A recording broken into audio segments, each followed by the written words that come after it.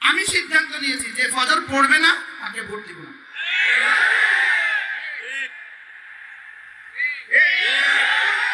কিসের বলছি? আরো জোরে আপনারা কম না, আরো জোরে এই আওয়াজ বাংলাদেশের আকাশে বাতাসে লাগায় দাও। যে ফজর পড়ে না সে মুসলমান হইতে পারে না, যে ফজর পড়ে না সে মুমিন হইতে পারে না, যে ফজর পড়ে না মানুষ হইতে পারে। এটা আমার সিদ্ধান্ত। আমি বলি কাকা গো ভোটটা দিবেন কাকে? ফজর পড়বে যে তাকে। কি বলছি বলেন? ভাইয়া গো ভোটটা দিবেন কাকে? ফজর পড়বে যে তাকে। একমত?